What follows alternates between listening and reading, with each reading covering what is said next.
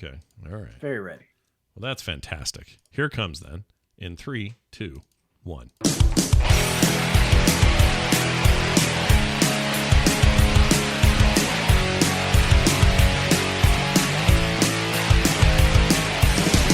Hey, what's going on? And welcome back to Core. This is Core for Thursday, December 3rd, 2020. This is episode some such, 246, actually. And my name is Scott Johnson. I'm joined today with and by John Jagger. I don't know why by, but you're with me. Hi, John. Well, yeah, I'm by you in the window. Hello. That's true. Bo's not here. Just us two. We're two-man in it because he had some stuff, so he's going to not be here tonight. But we're going to get our way through this show bowless, which is only scary if you are an archer and you have no bow. Then you're screwed. But we miss him. We can't wait to see him again. We will soon, but tonight, nay. But there's a lot to talk about. In particular, the world of video games. And we're going to dive into it right now with this. John, I noticed something that we should probably talk about. Yeah, we should. Fortnite seems to, I should say Fortnite and Epic, seem to really be laying into whatever relationship they have with Disney and also Sony right now. And in particular, on the Sony side, Kratos is coming to Fortnite. And Fortnite's still a threat and thing to be reckoned with. In fact, one of us played a bunch of Fortnite. Hint, it wasn't me. I'm going to find out why John was playing Fortnite today. But anyway, Kratos is coming to Fortnite. And also on the Disney side, Disney/LucasArts side, the Mandalorian himself and the child, we now know his name. Do we say it? Is that a spoiler? I don't know. What's decorum I don't here? think so. You don't think so? I mean, it was only he has a name. You can. What did everybody think he didn't have a name before? Well, I think because the show went a season and a half without saying anything about his name, and now he suddenly has a name. I've become, and I know you and I are about the same when it comes to spoilers. We're not spoiler Nazis, and we don't get that worked up over it. And in some cases, you'll hear a thing, and it makes me more excited about a thing. I actually really don't care about spoilers. It's not a big deal for me. But somebody somewhere knows, or somebody somewhere is going to be like, oh, wait, they say what his name is in that episode? Don't tell me. I want to see it for myself. And I always get way overly sensitive to what those people are going to think or say. So right. I don't mind saying it because it reminds me of a Dragon Ball Z character.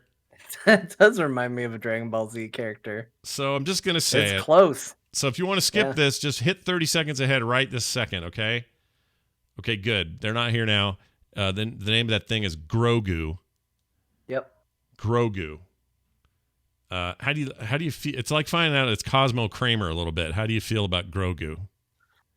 You know, it's weird. It's weird to all of a sudden have a name attached to it, but it's fine. It's a great little baby name. I mean, it's Star Warsy too, right? What's a Yoda? You know, like exactly. There was a time where we were like, okay, you know, people gotta grow into their names. I agree, and it's very Star Wars, so I don't have a problem with it at all. It's not all that different to me than saying somebody's name is like Mace Randar or freaking any of those dumb names that you could just take words and mix up, and there's suddenly you have a Star Wars name. Yeah. So it isn't Count a problem. Dooku. There you go. I just want to remind you, we live in a world where you take Count Dooku seriously.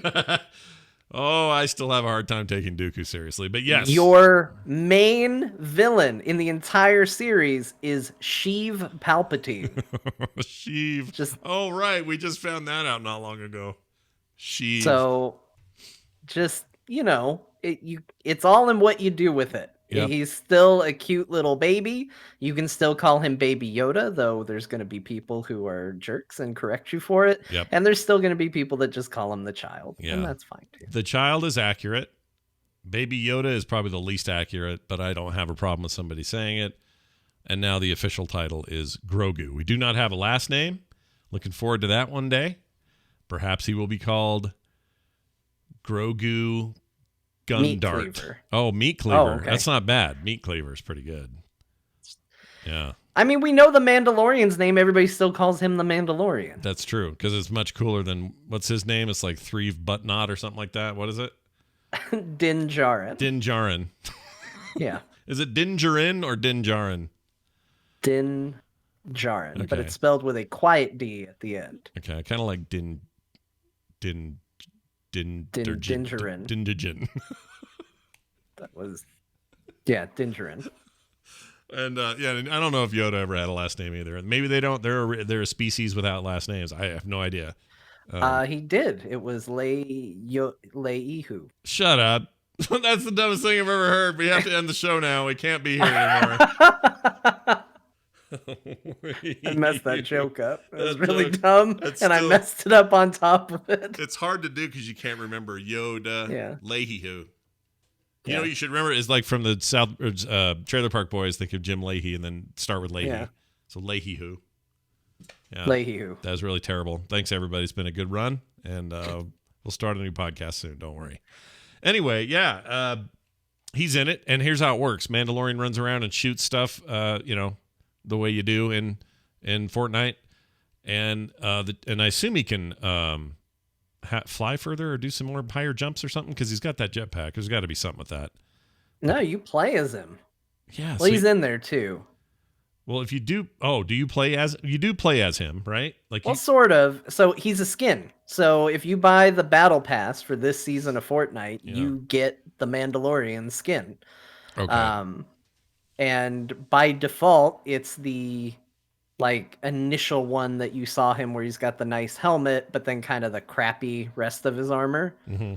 And then you get quests throughout the season to go find Beskar to complete the armor set as you play. That's kind of so I've already got the shoulder pad with the little. This is why John's playing. I get it now. Of course, I got the little Mudhorn insignia on my shoulder now, and I'm feeling pretty good about it. Here's what's gonna happen. I'm gonna make a prediction. John's gonna play and get all that Beskar armor, which is cool. The concept of that is rad. I love it, especially the last episode. And Beskar made a real nice appearance in there. Also, is that new lore, by the way? Not to sidetrack us real quick, but is it new lore that it's also kind of a spoiler? Not really, but are lightsabers meant to be, is Beskar armor and the material itself supposed to be lightsaber resistant and or impervious to lightsabers? Do you know? So it wasn't specifically Beskar, but there was always a material that lightsabers couldn't cut through, and it was called cortosis back in the day. And now it seems like they've taken the idea behind cortosis and just sort of said, well, what if it was Beskar, and what if that was the armor that, Mandalorians wore and all of that? And have you or anyone you know been diagnosed with cortosis? You may be part of a class action lawsuit if you've had cortosis. That's what that sounds like, and that word is dumb. Dumb. But anyway, the point is, it got John into Fortnite, and now I get it. Now I understand. John's love for Star Wars is deep, especially good Star Wars, and we are in the middle of some real good Star Wars, so why not? I mean, I have to admit, I was a little tempted. It was hard to pass up. That was the thing, is I'm like, I saw it and I was like, oh, that's cool. Fortnite, I hate that game. I don't really like it all that much. Yeah. But mostly just the building. That's the only problem I have with it. Let me ask you this. Same here. If it didn't have that building aspect, I think I'd probably play Fortnite. Yeah. Legit, I would pick it up here 100%. And there and play it. Because building sucks. Yeah, if you could just build a ramp, if it was just two hotkeys and it was do you want to build ramp or wall? And that was all you had to do, I'd probably be okay with that. That's fine. But the gathering materials and shooting a guy and then all of a sudden a castle appears in front of you, no thank you. I know. The problem is that genie's out of the bottle. So I know they've done versions of the game with building out of it, like a mode that's like a temporary mode where you can go in there and not have any building. Those were the times I had the most fun with Fortnite. And it's a thing that's been there since the beginning and was a carryover from their other game they were making before the Battle Royale thing took off and destroyed all the world. And so they were like, well, I guess that's staying. And now they can't take it out. And I understand, right? There are people that are so good at the building aspect that that's a huge part of their strategy at the higher level of play, blah, blah, blah. But I call it a bummer. In an otherwise incredibly successful thing, well done, everybody. You did great, but you left the building in, and now you can't take it out. And I feel bad for you and generations of people who know you. All right? That's what I'm saying. Yeah, so I started paying attention to Fortnite because the last event was a Marvel event. I'm a big Marvel fan, not enough to have participated in it, but I was paying attention to it. Sure. And I guess it ended with Galactus coming down to the map, and it had a giant battle against Galactus where you literally flew inside his body, and there was like an arcade style shooter that you played inside the body of Galactus trying to stop him. And that all sounded pretty awesome. I didn't participate in. I saw screenshots. He was really big. They Yeah, did a he good was job big. with Galactus, but They did not. and They it did not was skimp on that sense. I love this when it's accomplished well in video games, but that sense of scale was legit with Galactus. Yeah. I saw it and I was like, oh, They should made I a play mistake though, Fortnite? John. They screwed up. Here's what they screwed up. That should have been a massive battle between gigantic Galactus and gigantic Travis Scott, rapper extraordinaire. He's just throwing his favorite Happy Meal or McDonald's food at them. Because he's already, been in there, did that live concert in there, and they made him huge in there, so I know he's big. That's the fight I want to see. He's just like, I like to dunk the Galactus in the barbecue sauce. Nobody's ever done this before. All right, I have this question. When you're playing as Jenny Darjian, whatever his name is, when you're playing as the Mandalorian and you got Grogu next to you, Grogu, he floats around behind you, I assume. No, he's not in it. This is just a skin.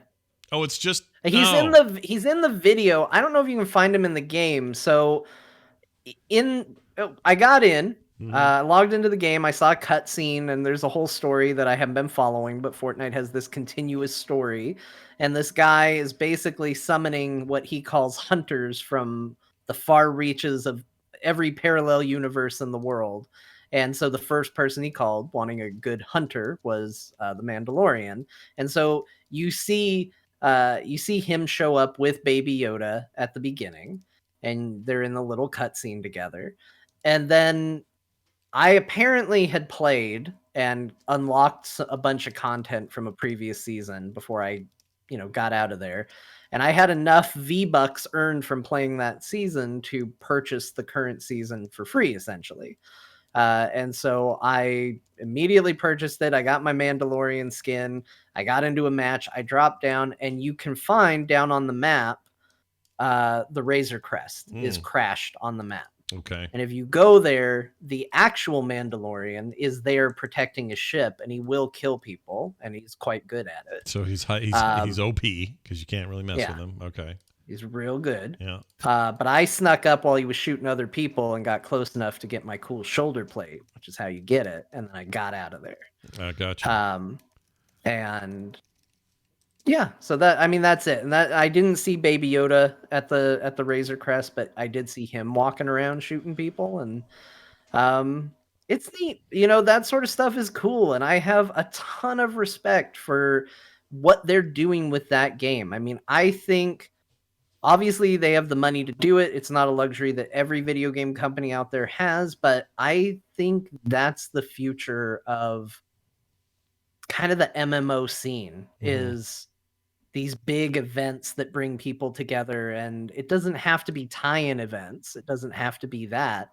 But I think as much fun as the other game I played that we'll talk about, having 2 years and then a big expansion release, as fun as that is, I think having these crazy big content hits and people just dealing with FOMO, like I don't want to miss out on the Mandalorian stuff. Like even I'm feeling it now. I played it one match. That's all I played. And I was like, really should have played during the Marvel stuff. I would have had some cool Marvel stuff. Yeah. No, Maybe I should never miss another season of this game. I mean, basically they figured out the magic potion to maintain their current base and to attract people into it later. And part of that is making mega $1 million deals with massive companies like Disney and Sony and whoever, Marvel.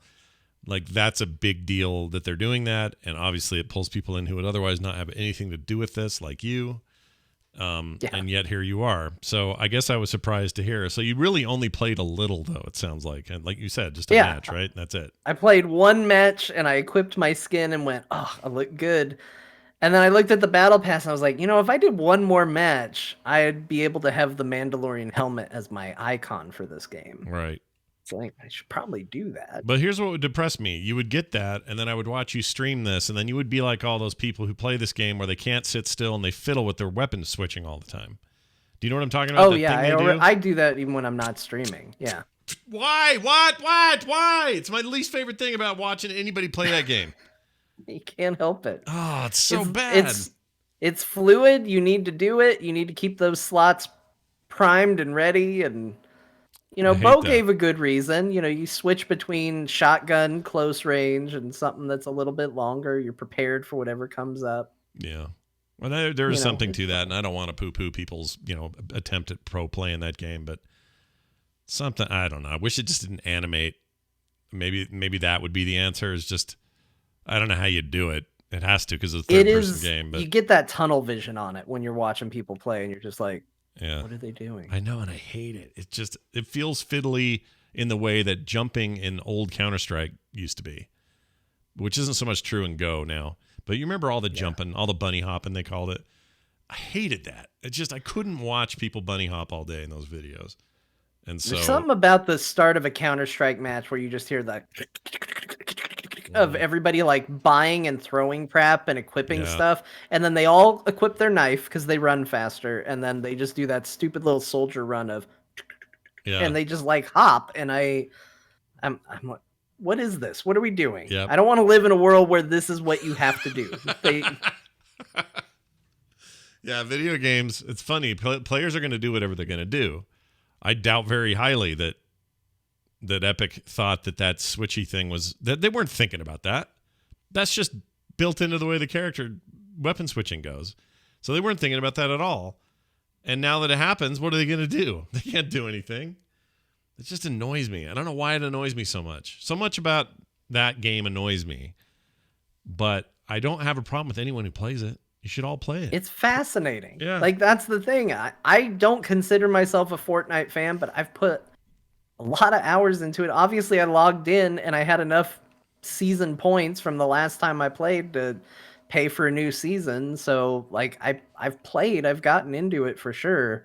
But, yeah, there's things. There's things I don't love. Yeah. But they're onto something with that. And I would love to see other game companies eyeball that. It doesn't have to all be tie-ins. I don't want to play the McDonald's WoW expansion. No. Like, no thank you. But I think there's something to be said about content that hasn't been data mined 8 months in advance. Although some of that does happen with Fortnite, because I guess they knew the Mandalorian was coming. But gotcha. you're not sitting there going, well, I've already seen all the cutscenes. And so now it's just waiting 6 months for it to come out and then go, yep, there's the cutscene that I saw. It's good. Well, here's an interesting twist. Kinlan in the chat says Baby Yoda Grogu is going to be a backpack that's unlockable. So doesn't come with the skin, but you can unlock it as a backpack. And I like that because that means if you have the John Wick skin, you can just roll around with Baby Yoda on your back. That's pretty cool. Oh, that's pretty good. Yeah. That's now you got me interested. What unholy combination of skins can I create in this game with Baby Yoda involved? That's my new goal. You should get in. Just see if you have enough V-Bucks. Buy yourself a Mandalorian skin. That way, if the day ever comes up, Scott, where you're like, man, I really want to play Fortnite. They got me. They did something and they got me. You're not sitting there going, why can't I look like the Mandalorian? Everybody else can look like the Mandalorian. Why can't I? Yeah, why not me? And if not me, who? And if not now, when? Yeah. That's the question. Well, anyway, if you want to check it out, millions of Fortnite kids are enjoying. Oh, that's not yet though, right? Is it out now? You can play it now? Yeah. Oh. Yeah. Okay, so apparently you can be the Mando now, and then you can get that backpack unlocked or buy it. Or Kratos, not yet. That's still in the rumor stage. Also rumored there's going to be somebody from Microsoft. I'm going to guess Master Chief on account of the fact that Microsoft doesn't exactly have a huge roster of ready-to-be mascots in a big Fortnite-like game. I could see Master Chief. I could see Marcus Phoenix. I could see. Okay. Yeah. Hold on. Yeah, mascot wise, that fits in a shooter like that. Maybe that's it. Who else am I thinking of here? Joanna Dark. Don't they own that property now? They do, but that would be really weird. They're like, we're bringing in Kratos from Sony and Joanna Dark from Microsoft. Imagine. She had a successful game on a Nintendo platform and an awful one on the Microsoft platform. Good point. Remember Joanna Dark, everybody? Well, here's Banjo and Kazooie. Unlocked I wouldn't separately. Argue with that. I wouldn't either.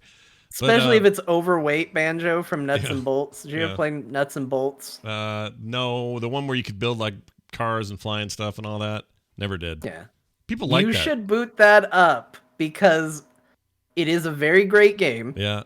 But the intro is exactly the same as how Banjo-Kazooie originally starts, except the implication is because they haven't had a game in so long, they've just been sitting around the house like playing video games and watching TV, so Banjo is fat. Oh, okay. And so he goes out to do some platforming and he's slow as shit and he can't jump. And he gets out of breath if you run too long. That's and great. He just much to the chagrin of Kazooie, I'm sure isn't happy about any of this. Yeah, Kazooie can't carry him anymore because they used to do that thing where Kazooie would flip and he'd run real fast. Yeah. He can't do it because he can't lift Banjo anymore. That's funny.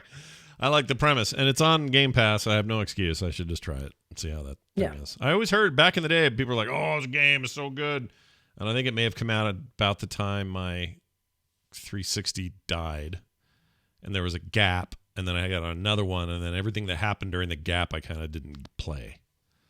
It's a different time, man. Different time. All right, we're also a week away, if all things hold, from Cyberpunk 2077. It's actually happening, everybody. The game looks like it's going to happen, and I can't believe we only have a week. That's crazy. And that makes me think about some of the other stuff I'm going to tell you today. All of it gets shelved for a bit, you know? Yeah. Like whatever I'm doing, this Warcraft expansion, freaking Valhalla, some other stuff I'll talk about later, all of it gets pushed to the side, at least for a time, while Cyberpunk gets its claws into me. And this is like most everybody else as well. And I can't believe that's only a week. I need to, that makes me feel like I have work to do, even though it's a game. They're just games I want to play. So they're doing a global release. So for us, Scott, it is going to be December 9th at 5 p.m. 5 p.m. December 9th, 5 p.m. Mountain Time, which is what you're currently on with your weird Arizona refusal to have time zones. I mean, we think of it as normal here. And honestly, I want what you have. I'll take what you have. I prefer it. I would much rather do what you're doing. And so it'll never happen, though, because we're weird here. But yeah, like that's a big day. So count down the hours almost. You can almost start doing that. And we're all down. It's all downhill from there. It's all Cyberpunk all day. Here's the funny thing about my decision of where I'm going to play Cyberpunk. Something's happened to me over the last couple of weeks where if you approach me and say, Scott, I would like you to play this single player focused RPG action shooter and or third person thing, you know, here's a game that you're probably going to prefer playing with a controller no matter what. Okay. And even if it's a shooter, it's single players. Who cares? And I'm fine with shooters on controllers. I have no problem with it. I'm just, I'm not going to win any esports tournaments or anything, but that's not why I play those games. So if you said, hey, here's Fallout, I'd say, oh yeah, I'd probably play that on controller. Here's these Assassin's Creed games, 100% playing those on controllers. Like that's kind of where my head's at with that sort of stuff. And I am so loving my Series X that I think I'm getting it there. Is that blasphemous to do that? I mean, I've got a really good video card over here. I have a 3080 coming. They're not in yet, though. Like, there's lots. You know what? Yeah. I think you might be onto something. Now, I already bought it. I already bought it on the PC. Oh, you pre-ordered, did you? I did. Well, I was at a point where I was like, okay, I need to control my spending. Yeah. Spend it now. Buy Cyberpunk now because I don't know if I'm going to be able to buy it later. No, that's a very decent point. Like everyone always says, why pre-order? And there are some times where that's the reason, and it's a good reason, you know? So I was like, well, I need to just spend responsibly after right now, click, and then purchase it. But now that I think about it, you know, it's a really easy way to do the 4K. Yeah. The screen I would play on in that case is an HDR screen, which my normal standard PC doesn't support. Same. My monitor. I think there might be something to this. Yeah. Like it might look better off the Series X than my PC. Also, if I'm going to be my video card there, is not that new. Sure. I mean, it's decent. It's not bad. It's a 2070. Yeah, that's a good. It's pretty good. Yeah, but I mean, here's the thing. I don't think it's blasphemous. Here's the other reason I'm saying it, and it has a lot to do with what I played since we last spoke. I'm being reminded why I love some game experiences need to be on my PC, and that's just how it is. If I'm playing WoW, whatever, a strategy game, I just need to be there. That's how it is. But there's something to be just on your butt on a couch that is great. And I mean by like comfort level, I'm not hunched in front of a computer on a chair I don't really love and thinking about, why is my back hurt? Or, I've been sitting here too long, or this is where I do work. And also this is now where I'm playing. And that annoys me. To be able to just go in there, plop down on a couch, it's a little chilly. So you get a blanket, get a little something snacky over here. You got your wireless controller and your great big HDR TV, and then surround sound, beautiful sound. There's something about that I've missed, and I've missed for a while because I didn't go hard console this last generation like at all. I mean, I played a lot of Sony games, but it wasn't like my main thing. And the more I've done that over the last couple of weeks, the more I'm like, I think I'm getting it here. Like, what? There's no downside in my head. The only thing that would stop me is chat just pointed out, and I don't know if this is true, but it could be. Only the Xbox One version comes out at launch, right? You might have to wait for the Series X Enhanced. I think that might be true. Oh, is that Unless true? in part of the delays, they delayed into a simultaneous launch, but I vaguely remember that actually being accurate, and that being the case was that this was announced for previous gen consoles, and while they did confirm that it would be coming out on next gen, yeah. So yeah, it might not be the next gen version you're looking for. Is it? You get the upgrade when it came out, but you might be waiting for that upgrade. All right, so I found an article while you were talking there about how this is going to work, how the Cyberpunk 2077 PS5/Xbox Series X upgrade will work. If you haven't been keeping up to date on the topic, okay, the Series X and the PS5 upgrade protocol is somewhat confusing. While the game itself is launching this year, that's only for PS4, Xbox One, and PC. The current gen platforms get the game later down the line. So if you're wondering about the Cyberpunk 2077 PS5 and Xbox Series S release, don't worry, this article is here to help. Okay, so here's the easy bit. On release date, December 10th, Cyberpunk will launch on PS4, Xbox One, and PC. You can lock in your pre-order now, guarantee yourself the game on the last generation of platforms. Or, PC, which just is like perpetuity platform. Okay, then it says, once you got your copy, that's where it gets interesting. The Xbox Series X launched November 10th, and the PS5... wait, I'm sorry. Oh, the PS5, they're telling us when the consoles launched. I don't care about any of this. Okay. When Cyberpunk launches, you'll have... you can play your PS4 or Xbox One copy on either current gen console, so you can play them there. I figured that. That makes sense, right? You can buy... certainly on the Xbox side, they made that easy. It's all backwards compatible now. Or I would assume current compatible. But anyway, developer CD Projekt Red has confirmed that your PS4 copy of the game will work on a PS5 on launch day. Anyone who buys the game on the Xbox One will be able to play their copy on the Series X when the console launches as well. When originally confirming the Xbox Series S upgrade, CD Projekt Red said via Twitter, quote, gamers should never be forced to purchase the same game twice or pay for upgrades. So, let's see. I'm trying to see if there's confirmation on this. Okay, some point in the future. Oh, they didn't have a date for the full releases for the new consoles. No, I think it's just going to be 2021, probably. But okay, so they don't intend to jack up the price, and this thing's going to run it at least as good or better than an Xbox One would. One X, yeah. Yeah. And so, and that means load times and other stuff are going to be better. So I'm still tempted. Yeah, it might still be fine, and you likely, I mean, if it's where you want to play, then it doesn't really matter. I mean, that's going to be the same principle regardless. Like, even if you don't have a PS5 or an Xbox Series X, if you would rather play that game on a couch, then buy it for a PS4 or buy it for Xbox One or whatever you have. Yeah. Now I don't know what I want to do. I'm slightly torn. It's through because I forgot. I forgot this isn't a simultaneous all versions launch for this thing, which is a real bummer because I feel like this would have been about the time for that secondary launch anyway. And you would think all these delays, like you said earlier, alluded to, the idea that they would have caught up to it, and had it already at once. And that bums me out.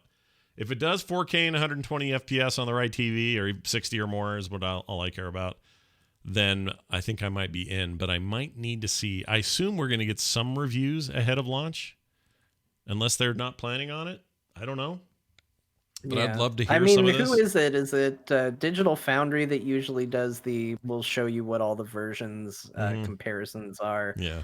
So, I mean, I'm sure you can very close to launch take a look and say, well, here's exactly what I'm missing out on if I go with, the Xbox version. And when it does come out, you're going to get a big boost. So I don't think it's necessarily a bad purchase unless you think you're going to play through it before that would come out and you want it to be the best experience possible. Right. And then I have to wonder,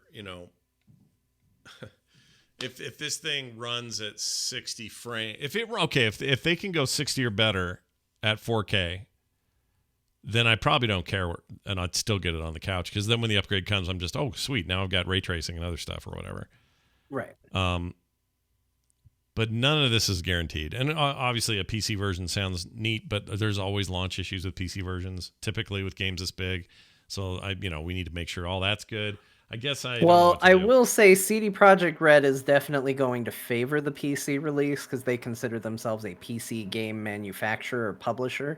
Mm-hmm. So you will see PC get the brunt of the attention, I think, for this release. Yeah. So I feel pretty confident that PC is going to be, if not stable out the gate, you will see them putting in the effort there. Right. I don't think you're going to see some weird situation where, well, it's running great on the consoles, but the PC version is being ignored. I think it would more likely go the other way with that. I can't remember how The Witcher went, Witcher 3. Do you remember if it was any issue? It was definitely better on the PC than the consoles at first. Yeah, it seems like it. I got the console version of Witcher 3 and I couldn't read it because all the text was too small. And it took a lot longer than you would think to get a patch that made the text a readable size on the TV. Whereas I guess that stuff was coming out for the PC fairly quickly. Well, maybe they'll do a thing that I'll get into soon about saves that may make another decision for me. So we'll talk about that in a minute, because I made a choice for science this week so that I could come to the show. I know what you did now. I did a scientific experiment, and I took the hit for it so that we could have a show and the listeners could have more information for their buying choice lifestyle. Okay? We're doing you a service, everybody, and I'll tell you more about that soon. Bad news, though, first. Mass Effect and Dragon Age leads have left Bioware.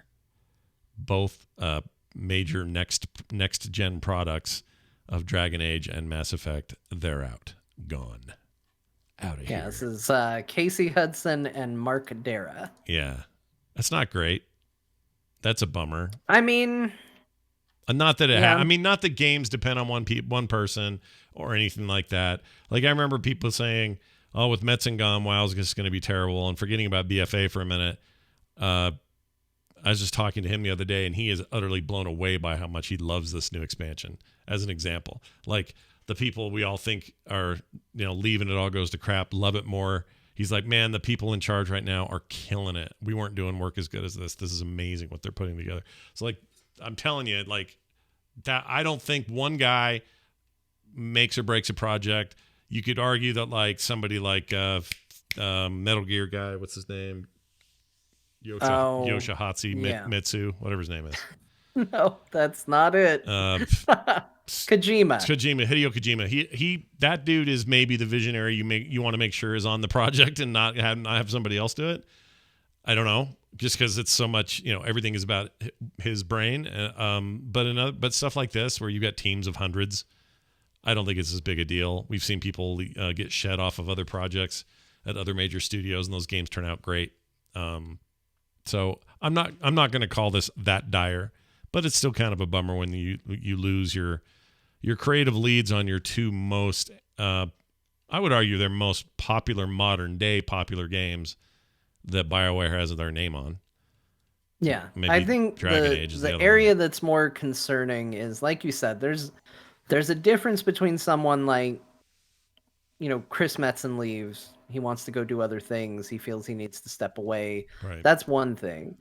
And whenever anybody leaves, it's always like, we have confidence in the team. We think this game's going to be great. They always have very positive things to say. It's very, very rare that you get somebody that leaves the game and then goes, what a cluster F that was. That place is going down the drain. It's going to be awful. It's going to be terrible. Like, they just don't do it. People don't do a lot of bridge burning in the video game industry. No. Probably because it's a very, like, you don't know where you're going to work from one project to another. Casey Hudson has already done this. Yeah. He came back. So, you never know what's going to happen. You don't burn bridges. But what I think the concern could be is that sometimes it is indicative of a philosophy disagreement on what they want a game to be versus what it's going to be. And sometimes they can't see eye to eye on that. And them stepping away, even if it's graciously, is their way of saying, you know what, we don't get to do what we want to do. We're going to go do something else. Right. I think there's definitely been some sensibilities that happened with some Blizzard talent. It was like, a lot of these guys all seem to leave right around the same time. And then, oh, hey, here's a new company. Weird. A lot of those guys that all kind of left at the same time are all now over at that company. Weird. It's almost like there was something they wanted to do that maybe they weren't able to do at company A, and now maybe they can at company B. So I think maybe this could be an indicator towards that, but we don't know. Right. It's always hard to tell. Right. Hard to say. Casey Hudson said this, or Dara said this, by the way, via post. He says, this has been a very difficult decision for me. The team of amazing developers on Dragon Age, was where he was, makes my life fuller and better. They have taught me so much, but the strength of the team is also what makes this possible. I know that Dragon Age won't just survive without me, but thrive. So a very gracious way of stepping aside. In Casey Hudson's case, he's been there since 97. Or no, I'm sorry. His first credit came as an artist and designer for MDK2. And that was in, 2000? So 99, 2000, something like that. Man, remember MDK? Weird. Yes. Weird effing game. He left BioWare in 2014. He joined Microsoft the following year. Hudson rejoined BioWare in 2017, which then replaced departing GM or general manager Aaron Flynn. And then Dara joined BioWare in 97, been there forever, and originally worked as a programmer, according to his LinkedIn profile. But they're out. They're off. They're done. So I'm still looking forward to whatever's next for those games. So yeah, I mean, they've got great worlds. They've got great universes. I hope they get to make it. Mass Effect Trilogy, the original three, are three of, if not my favorite games of all time. And the original Dragon Age is one of my all-time favorite games. Probably one of the games I've spent the most time playing in my life. Yeah. I've sunk so many hours into Dragon Age Origins. I just haven't really liked that series since then. What a great game that was. Holy crap. Dragon Age Origins was exactly what we all wanted. It was the future of the BioWare template, right? Like the Baldur's Gate legacy, this thing, and it was their own world. So they weren't even dealing with somebody else's IP. They could make whatever they wanted. And they had this dynamic, beautiful engine, but also this ability to pause and make strategic choices. And it was really a love letter to those games and why those were so popular and why we loved them so much. And for whatever reason, they decided with 2 and forward, it was like, and I think 3 dialed it back some, but also 3 basically just kind of tried to Skyrim it. In a lot of ways, which I get it. That's an influential game. A lot of games try to Witcher it now, like that's the influence. But and you could even argue The Witcher 3 tried to Skyrim it a little bit. A little bit. Yeah. So what we're really saying is Skyrim is the most influential RPG of all time, and we're all screwed, is what we're saying.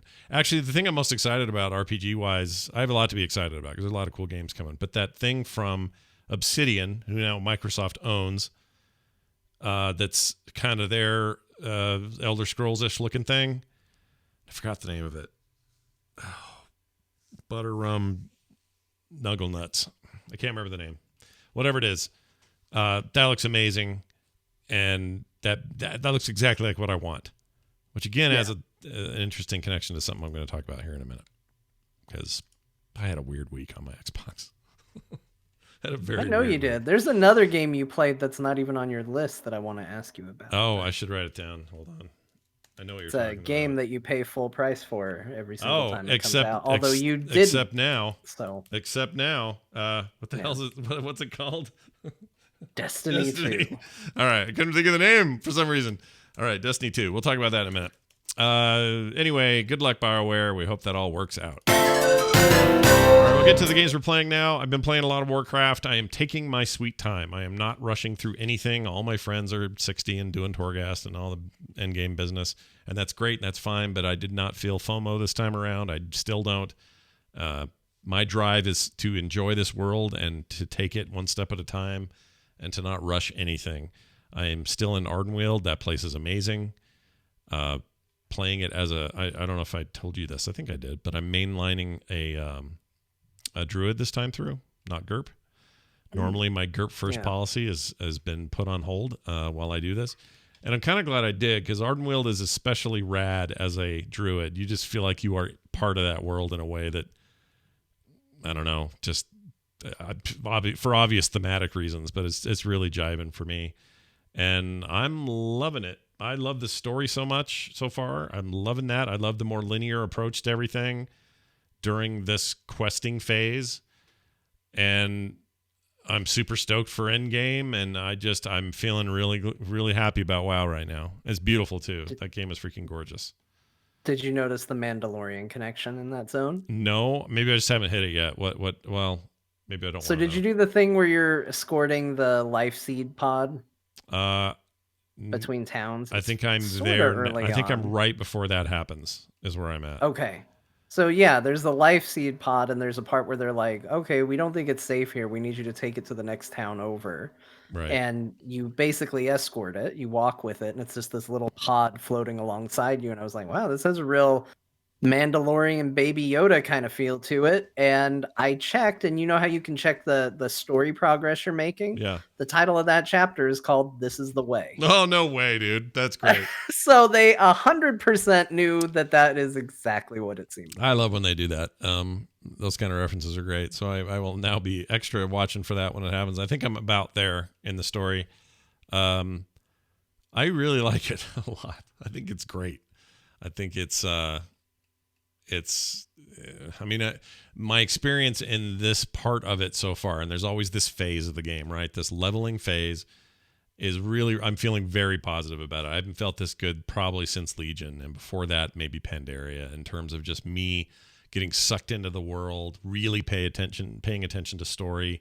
These new sort of sub-cut scene things that they do are so much better than they've been in the past.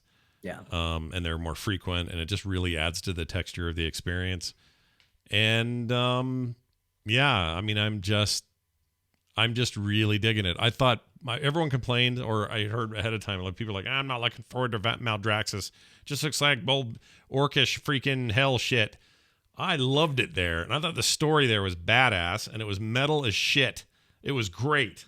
I wanted to play like I don't know, five finger death punch the whole time I played that zone or that part of the continent. It was amazing. I loved Maldraxxus. In fact, I had one major issue with What's that? Maldraxxus, but for somebody that like from the get-go was one of those people that was like, wow, Maldraxxus sure got the short end of the stick when it came to all of this. What an awful looking zone that is. Yeah. Like, I'm with you. It was a pleasant surprise. It was a breath of fresh air. I think it's going to be one of the most important zones in the entire story. Yep. I think it's really cool. My one complaint is as a crux to that story, you get a sword. Yeah. And they make a big deal about it. They're like, "Oh, you got a rune blade." And they like tell you, like, people will be like, "You get in there and you show them what that rune blade can do." They never give you a sword. No, you never it's use just the blade in your inventory for cutscenes. Yeah, and it goes back to what we talked about with Doom. Yeah. If you're gonna do something, although this leads me to another funny story. If you're gonna give somebody something, if you can give them a sword, give them the sword. I know not everybody can use a sword. Figure out a way. Like, if you're going to make a big deal out of it, they should have the sword. That's just kind of, and it bugged me every time. Every time they were like, go show them what your rune blade can do. I'm like, I can't. Yeah. I can't equip it. No, it won't let me do anything. It's still me and my staff when I'm fighting. It would be great if it hovered near you, like you a little bit of diplomacy or something, or any of that would have been better. I agree. That's a bummer. But everything else about that experience I thought was just cool and the right kind of dark and the right kind of dark, hard fantasy, and just a setting I digged on way more than I thought I would. I liked the aesthetic more than I thought I would. Like that, I think it's a really great contrast to everything else. And going from that and experiencing what that is, and then being told, shit, we got to get to the forest land, which is couldn't be more opposite, is such a great showcase of these two art efforts that are so different.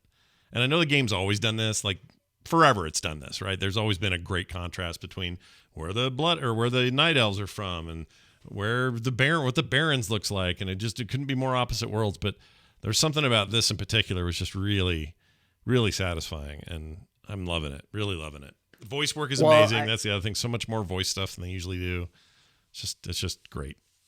I got to tell you, on the back of that, I don't know. I'm not going to say this was a direct reference. This could be coincidence.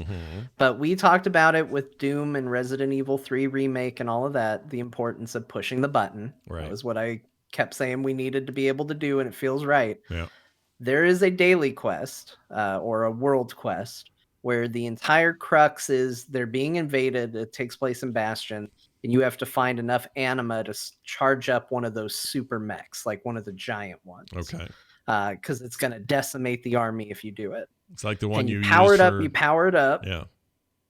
And then once you get it to 100%, the quest objective switches to push the button.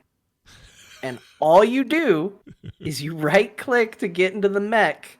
It changes your hotbar. It gives you one button. Yeah. You push the button. It fires a massive cannon of energy that disintegrates everything in front of it. And that's all you do for that moment. And I was like, this feels referential almost. Like it's literally just called push the button, and that's all that it exists to do. And that's great. That's a little suspect. Like somebody listens and said, because we talked a lot about that. You made a big point about that for, what was it? Resident Evil 3 remake thing. Yeah. And how you need to pull the trigger. It's got to be you, not some cutscene doing it. You have to pull it. So I'm going to just go ahead and say we can take credit for that quest. How about that? Okay, great. Yeah. I like that. We'll just claim it. Wow, you know what? Yeah. This world where you just do things. Yeah, we just claim it. We can just say, hey, we claim it. It's ours now. I don't see a problem with this. It's fine. I feel better about myself. I think this is a great way to live your life. Yeah, why not? All right, so lots of WoW time. Anything else you'd add about WoW? I know because you're obviously playing a ton as well. Anything else you want? I got to run Torghast. And I was kind of hoping to talk about it with Bo here, and so maybe I won't go too deep, but it's pretty good. It's actually really good. I guess I should clarify. Yeah. I like everything about going in there and doing it. Now, I'm going to say it might vary depending on your class. It seems very tailored to whatever class you are that goes in there, because you basically unlock crazy perks for your class as you're going through, and it's very interesting stuff. Sometimes I it's hear just it's like, real rough on the rogues. Rogues have a hard time, especially their first time in there. Is that oh, true? do they? Well, I according to Ibit, he's dead all the time in there, and he was really struggling with the final couple levels that he wanted to get through for the quest. Well, Scott, I've raided with Ibit, and dead all the time is exactly how I would describe raiding with Ibit. It's all right. He doesn't listen to the show. It's fine. He won't. He'll be fine. Yeah, but I have heard like mages struggle in there. It's just squishies without a lot of like survivability / self healing and stuff like that. I definitely, there's elements of it. So I'm seeing people say too long, and rogues are struggling. I definitely can see where that comes in.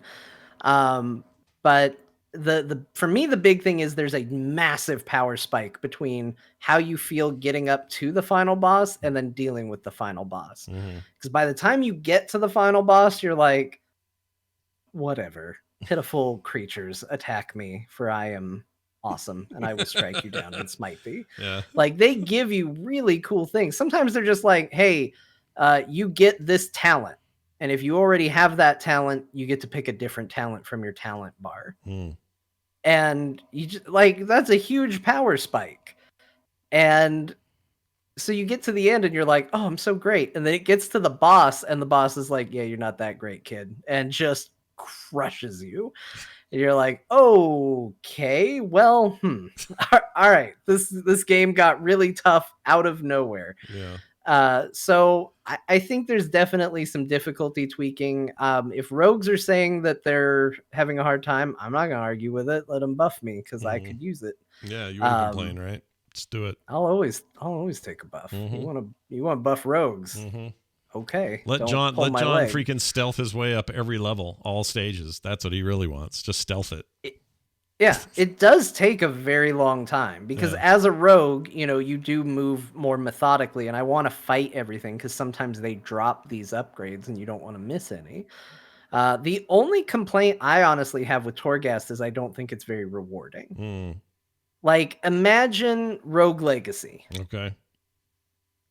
Now imagine that permanent upgrade part of Rogue Legacy was not something you earned by doing a run inside the dungeon, but was done by playing a completely separate and different game from Rogue Legacy, and that's how you unlocked permanent power upgrades. You don't actually get anything from Torghast. You get materials for crafting a legendary item, and that's fine, but that's completely separate from that permanent power upgrade. So if you want to get stronger to do better in Torghast, you play World of Warcraft. Yeah. You do anything else in that game. Right. So it's not very self-contained. It's like, I'm really struggling with Torghast. What should I do? The answer is go play World of Warcraft, not Torghast. Yeah. Because you're not going to improve by playing in that self-contained area. And that feels a little weird and a little off to me, but the experience itself is pretty good. Yeah. I loved what I played only briefly in the beta, and then I quickly got out and said I'm not touching this until it comes out because it seems like something I'm going to want to spend a ton of time in, so why waste my time in beta? Sorry Blizzard, I wasn't testing. But yeah, that sounds about what I expect it to be. And I think their goal there isn't to, give you the same. It's not meant to be, hey, here's another place to do an alternative version of what everyone else is doing. That's usually what the game is. Like, well, here's end game. Some of you are going to want to do world quests all day and then unlock these and unlock that. And then some of you are going to be doing Mythics and Mythics Plus or Mythic Plus dungeons. And the rest of you are going to be raiding. And some of you just want to play by yourselves. Well, guess what? We got this new Torghast thing that's just really fun to do and has rewards. But, it's not like it's not the same as like the other methods of catching up and gearing up. It's like a different egg. And I think I'm okay with that, but I need to get in there and play some, which I can't do till I level. But I'm glad to hear you're enjoying it. I'll bet Bo likes it a lot because it just seems like something that would click in his brain and horribly addict him. So maybe we shouldn't tell him. We'll keep it a secret. Maybe it's our little secret. We'll see. Okay, so here's the science experiment that I did this week. And I hope you're all at home really grateful for the work I put in. So I did a really dumb thing. Here's what I did. And we talked about it before, which is what spawned the idea in the first place. And I just pulled the trigger on it. There was a lot of talk about how Ubisoft moving forward are going to make all of their games, their new games, platform cross-save. And they were going to start with two of their big new flagship games, which are, I wrote Vikings, but I meant Assassin's Creed Valhalla, and the other one, Watch Dogs New Vegas. No, what's it? What is it? Legion. New Vegas. Takes place in London, New Vegas. It's London, the New Vegas. And so what I was really hoping to do is I thought, I really want, again, the couch thing. I want to be on my butt and I want to have like 2 pillows under my arms where I'm just like comfortable and not in front of my desk all the time. And I want to go back and forth. So I want to play a little here, I want to play a little there. I also want to see how it looks on Xbox, blah, blah, blah. So I did. I bought it on the Xbox for science to see what the difference was and also to see if the save thing worked. Now, the nice thing is I did it on the day that there was a massive patch that fixed some technical issues they were having on console and also added a performance mode. I think you and I talked about it on the air, that this was coming. Well, it came. And basically performance mode was they cut down on some of the higher end effects so you get a smoother frame rate. It actually looks really good. Honestly, I can't really tell the difference other than the non mode is locked at like 30 at 4K, and the mode with the performance mode is just silky smooth at 60 plus. So that's really the main difference, like fidelity wise and distance, draw distance, all that stuff. I can't tell any damn difference. And I did a bunch of jumping back and forth, so I felt pretty good about it. Anyway, so that happened, and that did fix a bunch of the issues they were having. And this is, any big release has a patch pretty quick after launch anyway. So that was the day I got it. And I'm happy to say the easy part was easy. I got in there and it said, hey, do you have a Ubisoft Connect account? They don't call it Uplay anymore. Sign in here and you can enjoy all the benefits, including cross saves. I'm like, all right, here we go. Let's give this a try. Let's see if this was a massive waste of $60 or if this is going to work. So I got in there and it very quickly and easily went, oh, here you are. Beep, boop, beep. You're done. Continue. You want us to keep playing? So seamless. No problem. Zero issues. No fancy rigmarole. No copying anything to anything. Which right now appears to be a thing you have to do with a lot of PlayStation stuff if you want to do similar things that we're doing. I'm sure that'll all iron out too over time. But it was nice to just see this go, beep, we're done. It's really smart, easy to use. The game itself, great. Put me right where I left off on PC, ran around, did my stuff, killed a couple of guys, did some quests for the story, blah, blah, blah. All that stuff worked great. The load times are faster on the Xbox. So that was nice.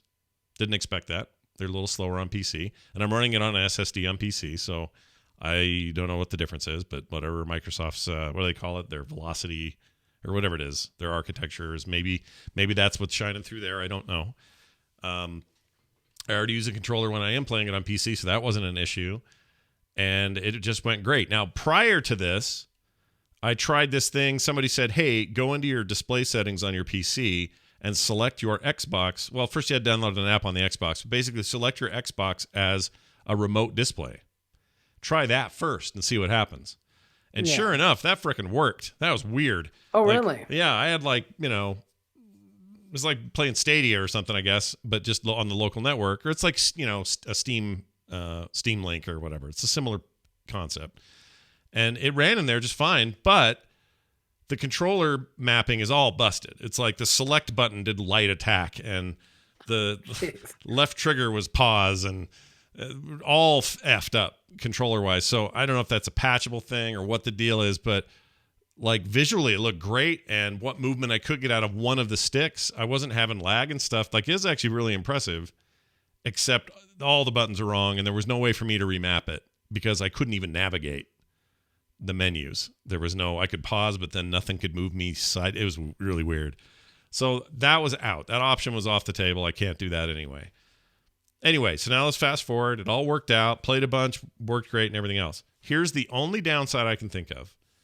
I was gifted my PC version, okay, which has helped me justify, spending the extra on the console version. Right. And when it was gifted to me by an awesome listener who I adore, and he got me. He works at Ubisoft, or did. He gets a good discount, so he got me the monster $100 version. The I don't know what it's called. The massive edition, whatever it is.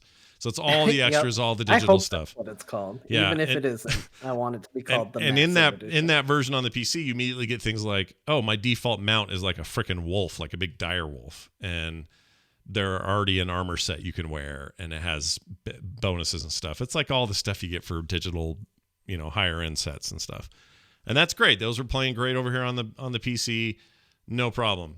Now, when I went and logged in over there, I popped in when I first ran it, I popped in very briefly, sitting on top of my direwolf, wearing my big hardy gear that I'd gotten from this enhanced edition, for about 3 seconds. I'm sitting on this thing, and 3 seconds later, and if you blink, you'd miss it, but I watched it, and I wish I would have captured it, because this wasn't thinking. But 3 seconds later, poof! All of that gear disappears. I'm down to my skivvies. Oh no! I'm down to my skivvies, and I'm on a horse. The horse is now where the direwolf was. The horse is today. Now, nothing else changed, but all of those gear slots were empty from that piece of gear, and thankfully I had other backup gear and just put it on. No big deal. And then for the mount, it just defaulted to the horse I had. But I think it's kind of dumb that they know you've got two versions of their game, and that you had to have paid for both versions of those games, because they don't have a version that's like, oh, this plays on anything, right? They don't do that. So they know that I've got this over here, and they know I've got this over here, and they know that over here I paid for this enhanced edition, and over here I got the basic for $59.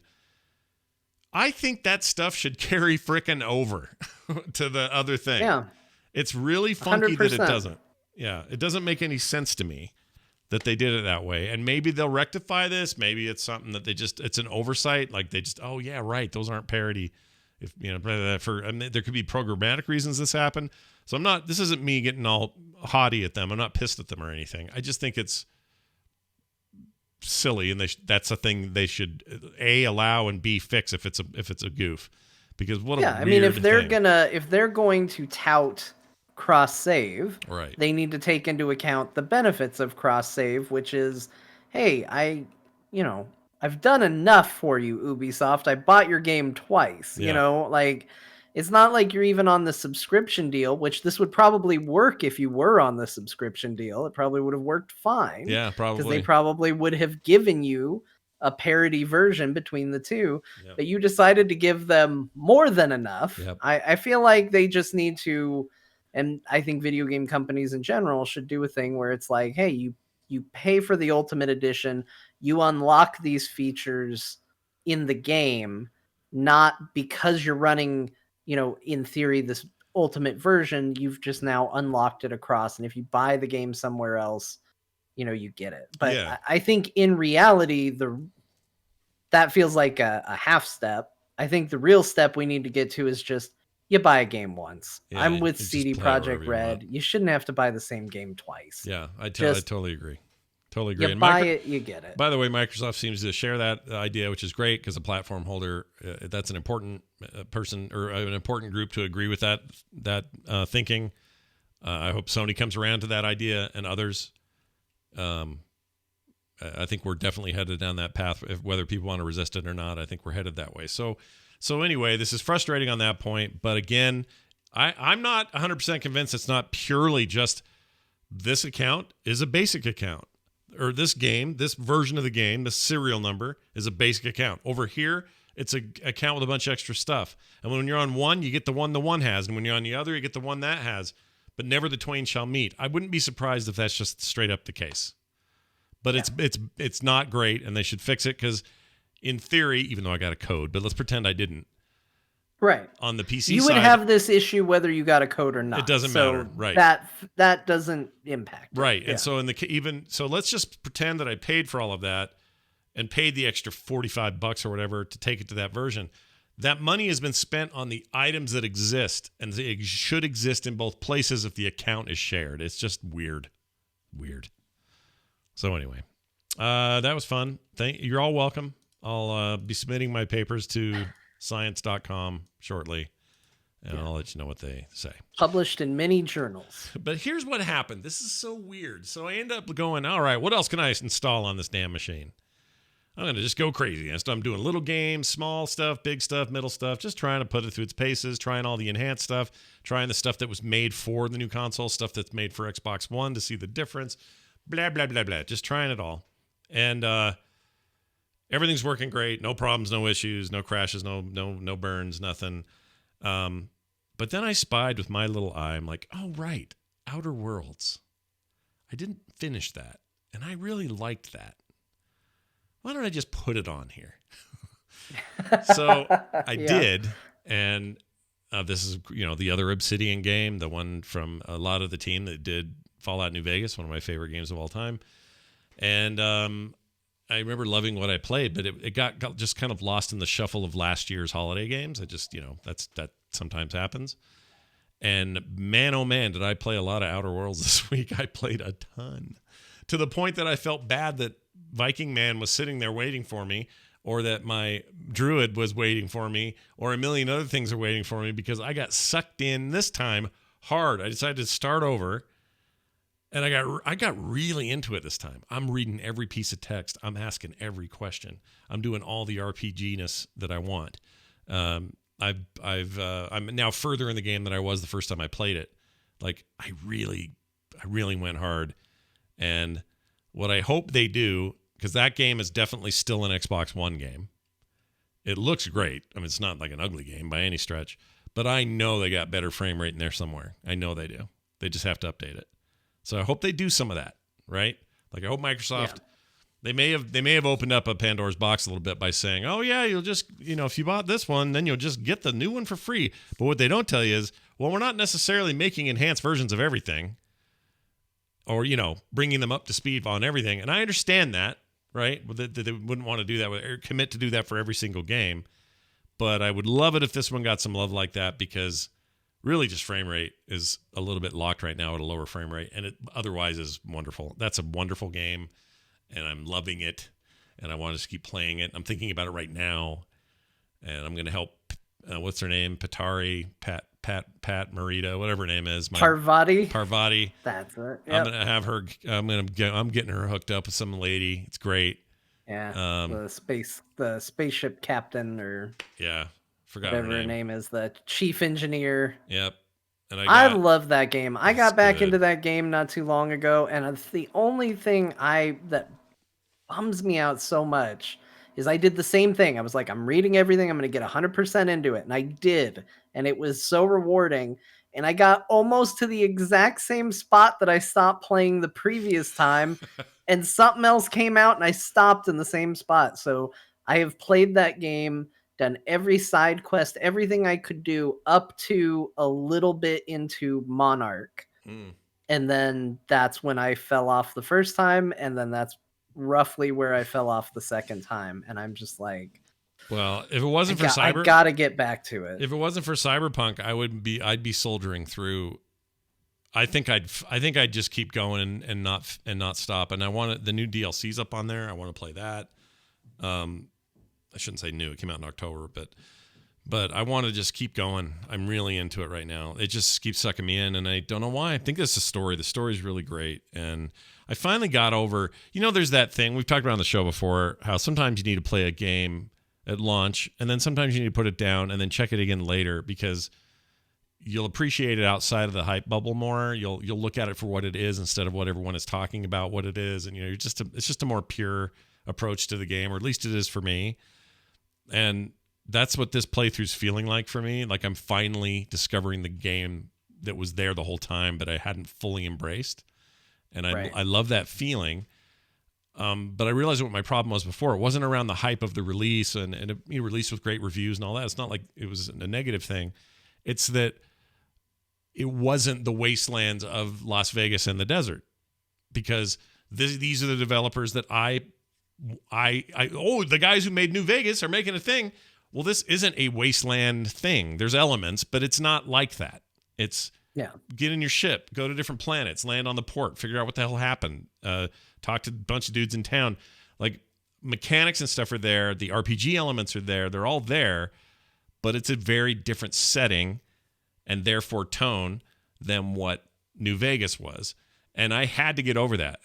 And that's what this playthrough has done. It's like I picked it up again and went, oh, well, I don't have that baggage now. I'm not thinking about that anymore. I'm just playing this for what it is supposed to be instead of what I came into it remembering what they did before, so therefore this should be the same. It's a weird psychology, but I'm glad I did and got over that hump, because I am really enjoying that game. It is great. I had to do the same thing with Fallout 3, one of my all-time favorite games, and I got it when it came out, and I didn't beat Fallout 3 until after all the DLC was out. I didn't become a fan of that game until long after they were pretty much done with it. And it was just, sometimes you just have to come back to it at your own pace and find it. And I found that to be especially true for games like Fallout, that style of RPG. You really have to be in the mood for it. Right. Yeah. It's I guess I'm in the mood. I don't know why. I just am.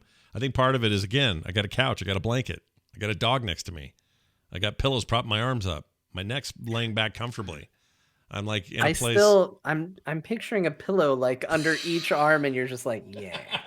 Dude, there's nothing I like more than just being surrounded by mushy. Oh, it's my idea of heaven, and I haven't done that in so long. So it was nice. It was just nice not to be all crooked necked and sit in front of a computer for once. That's 10 feet away from that's 10 inches from my face. Instead, I'm 10 feet away from this thing. It's a big TV, 75-inch thing, and it's glorious on there, and I'm not feeling the normal, like, oh, load times on consoles are so bad, or this disc is taking forever, or it's loud, or I'm not having to deal with any of that stuff. It's just all magically happening. That's what I think I love about the tip end of this new generation, is both consoles seem to be aiming for something that is much more solid state and standalone and not rickety and shitty. You know what I mean? Like, they're still affordable, quote unquote, affordable, without skimping a lot on, everything's plastic and everything's garbage and everything's everything. It's like we're finally at a better industrial design state for these standalone machines, and time will tell if, they can pull off a strong generation or not, but I'm really liking this entry point a lot. So not something I expected to say. Didn't expect to feel that way. But. No, because I didn't expect to play any video games on the console at first. I was like, well, I'll get Valhalla. Yeah. Just because. Right. But then I got into it and I started doing the same stuff you're doing of just loading up a bunch of stuff. And I thought, oh, you know what? This generation's going to be fine. Yeah. Yeah, it'll be fine. It'll actually be a lot like it's a lot like my PC mode of play now. Yeah. Just in a different format, because they're giving me all this old stuff that just works because I still have it, and Game Pass is a relatively new thing, but to me it feels like just another subscription that if I use it a ton, it's totally worth it. And so far it already is. Like, it's already worth it. Like, I don't have any complaints. I'm really liking it. And I can't wait to see how that pans out, because I just think there's a strong arguments on both camps, like Sony and Microsoft's, for these things becoming more workhorse generational devices that just keep it going and not necessarily restart the whole thing every time. That's what I think I like about it. I'm done with, like, throw out the old, we got the new. Like, there's something about that aspect, especially with the Series X at this point, that I really like. And honestly, I think Sony's going to be compelled to go that direction even more as a result. Just because I think players are going to want it. So anyway, all that psychology aside, the last thing I installed and played a ton of, didn't expect to like, because in the past I've always fallen off pretty quick, was Destiny 2, which I guess Tuesday is getting a massive patch to take everything next gen.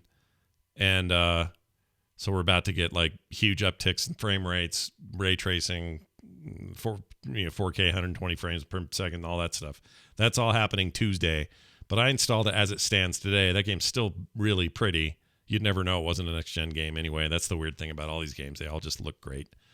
But when did Destiny 2 get good, John? When did that happen? Holy shit. I would argue that it was always kind of good. But there's going to be people that staunchly disagree with that statement, but I'm going to say it anyway. I think Destiny 2 was pretty solid when it came out. In fact, I talked a friend of mine into buying it, and he doesn't ever play it, and I feel a little guilty about talking him into buying it. But it was solid. I really liked Destiny 2, and I played a lot of it at the start, and then I kind of got to that end game, and I didn't love the end game loop at that point, and I fell off of Destiny. And then they made some updates and changes that cost the entire cost of the game again. And if you paid that money, by all accounts, that version of the game was really good at that point. I never did. So I guess depending on how you answer that question, Scott, it either got good then and has continued to stay or improve, or it was good right out of the gate. But I think it has always felt awesome. Like, as far as feeling the way of a shooter should, Destiny 2 plays the way you want a console shooter. I completely agree. It plays really great on console. It plays great on PC. Like, that's never been an issue. Just the minute-to-minute combat, maybe the best there is. Maybe. That's a tall thing to say. But like, as far as an ongoing game, I would shoot. In fact, you know what would get me into freaking Fortnite? If it played like Destiny, then I'm in. Yeah. Oh my gosh, dude. Just, I know it's not the same because you're not fighting waves of AI and things like that, but it's just a really responsive, even in its current state. I can't wait for this update. But I ended up playing a ton of that, getting pretty far and enjoying it, liking the story. They've changed the whole introductory thing because I started a new guy. All different. It's all changed from launch. I don't know when it changed. Here's the beauty, though. Okay, this is the part I wanted to get to because John's right. Every time you want to play Destiny, it feels like you've got to pay another $60 to play Destiny, right? Every time. Yep. If you have Game Pass, no longer true. They have the main game, and it tells you right there, install the main game, and then install the expansions in this order. And then you go install whatever the Forsaken thing was, and then the other one after that, and then this new one, what's it called? Frozen, or whatever it is. There's ice in it. Wrath of the Lich King. Wrath of the time we killed the Lich King.com. Anyway, that one, install that. All of it for Game Pass free. You don't have to buy anything. So, John, I literally did it for nothing.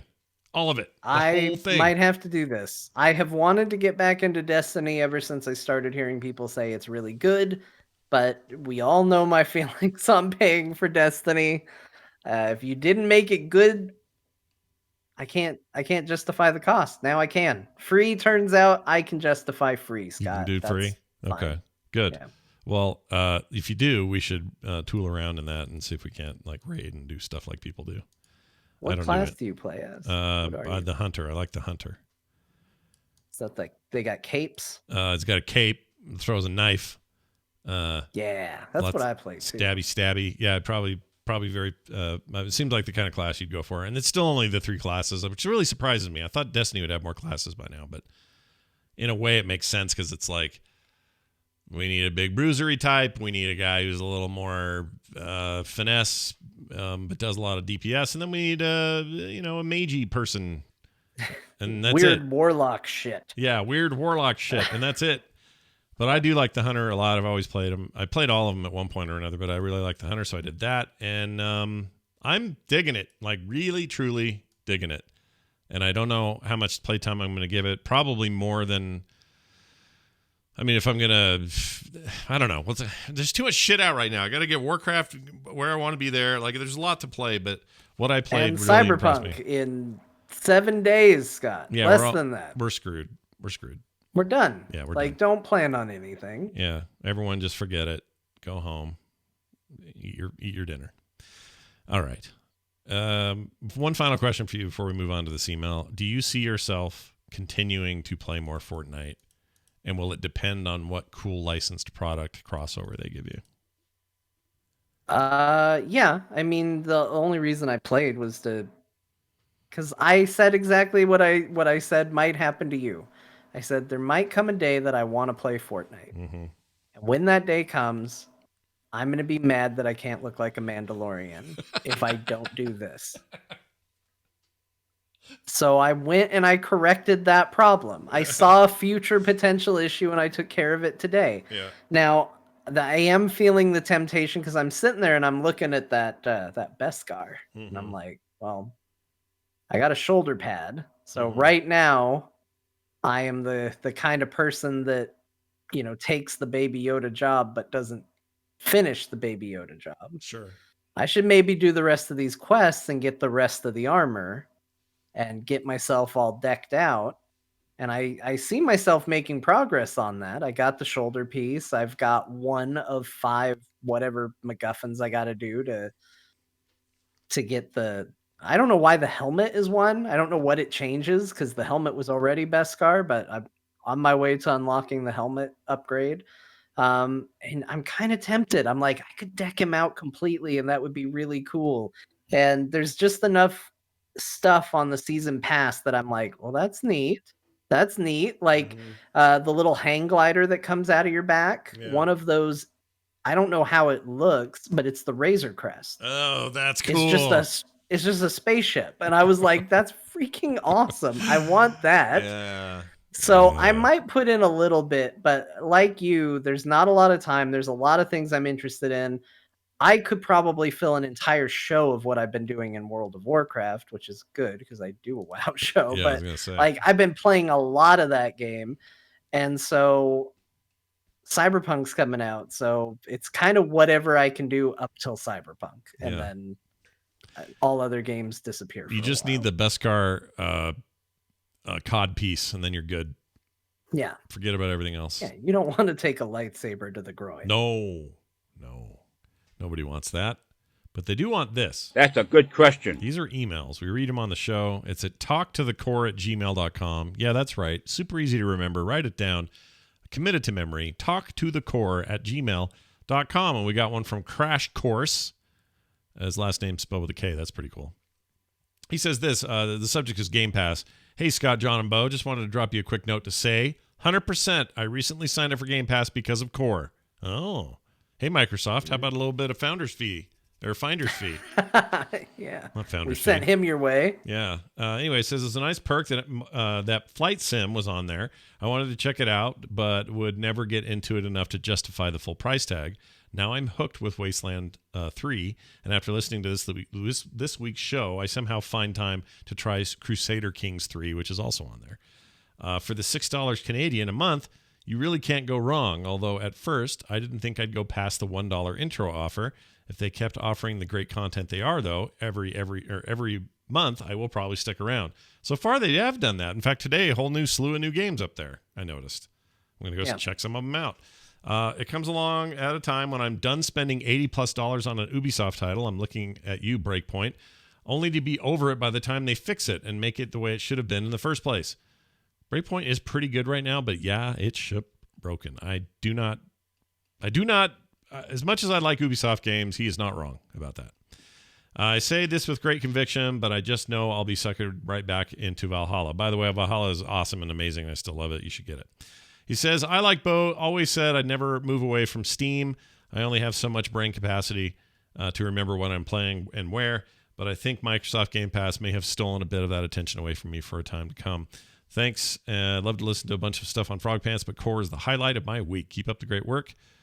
Oops, wasn't so short after all, says Crash. Well, Crash, Mr. Bandicoot. Yeah, like it's, I hate to be shilling for Microsoft all episode, but it is a crazy, stupid value right now. Whether that holds for long or feels as valuable later, there's a lot of questions about where this ends up. But right now, it just feels ridiculously good. And I love it. And it's the best value in gaming. It just is. And I saw some people in chat say, wow, you guys sure talk a lot about Xbox Series X and Game Pass on the show. It's kind of becoming about it.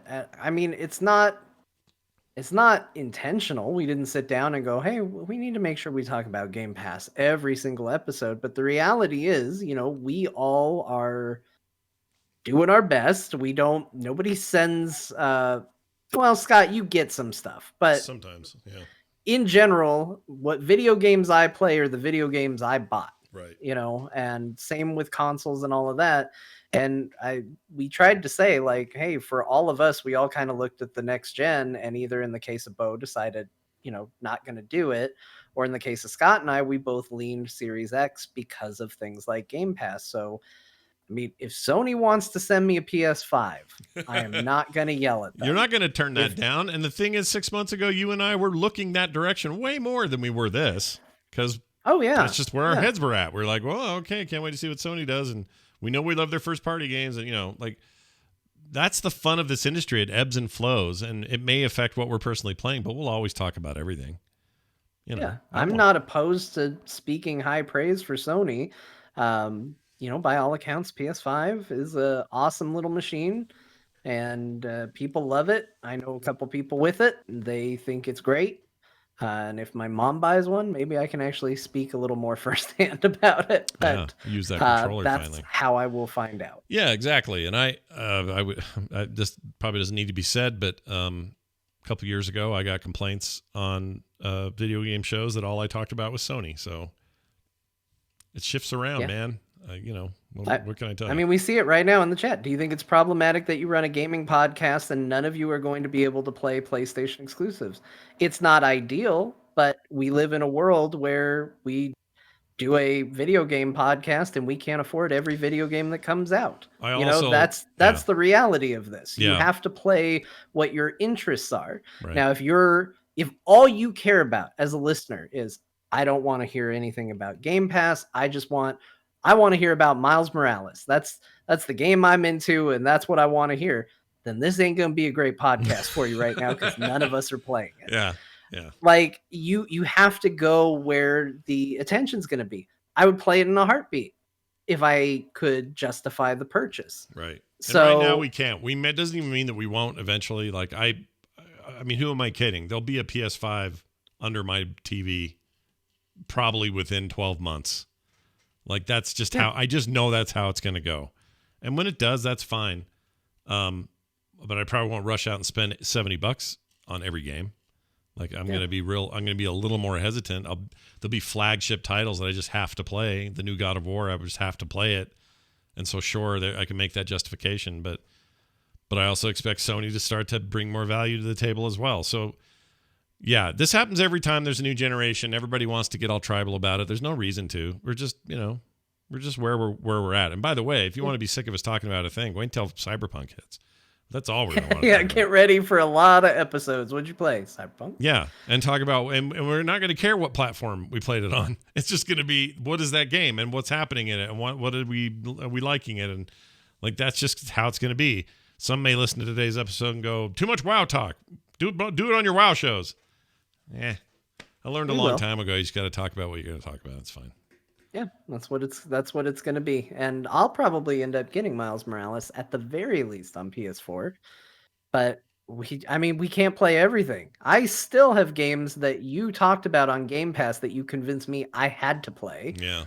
That I haven't gotten to. I've installed them, but I haven't gotten to it. And this email just reminded me, oh yeah, I wanted to play Crusader Kings. Like I really, really, really wanted to get into that game. Mm-hmm.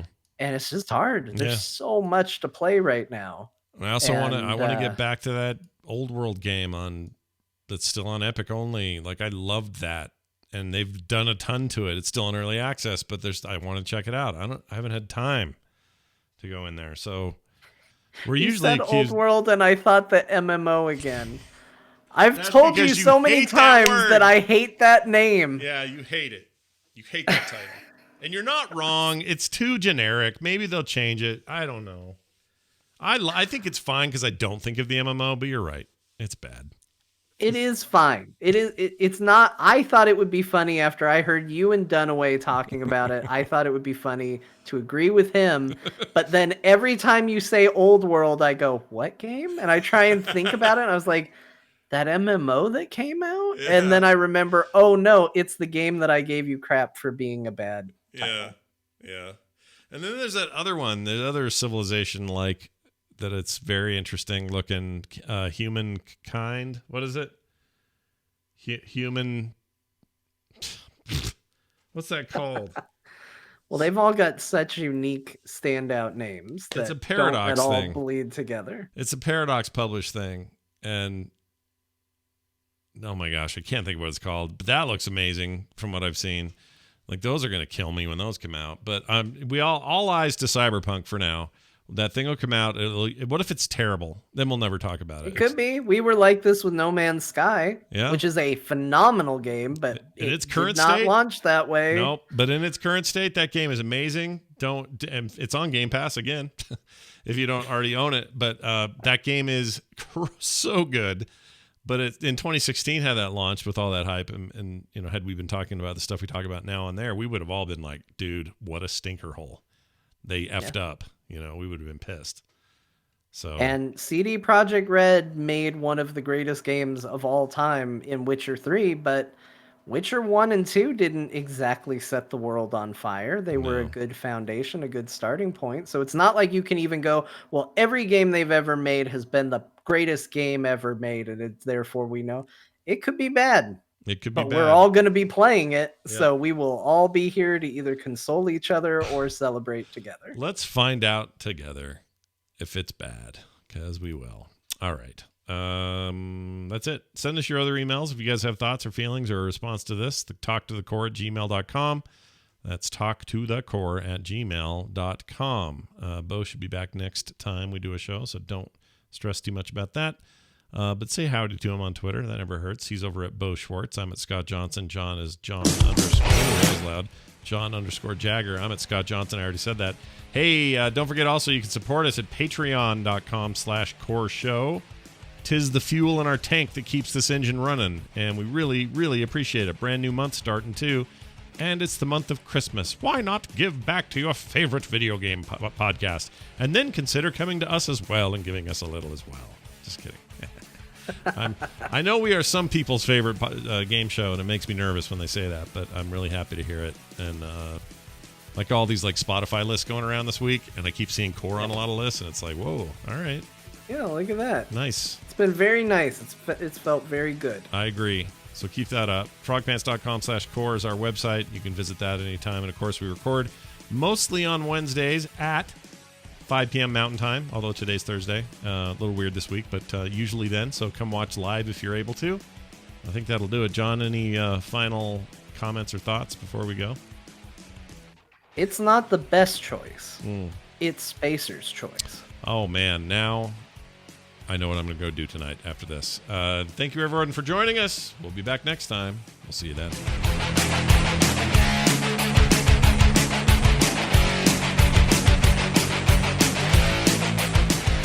This show is part of the Frog Pants Network. Frog Pants Network. Get more shows like this at frogpants.com.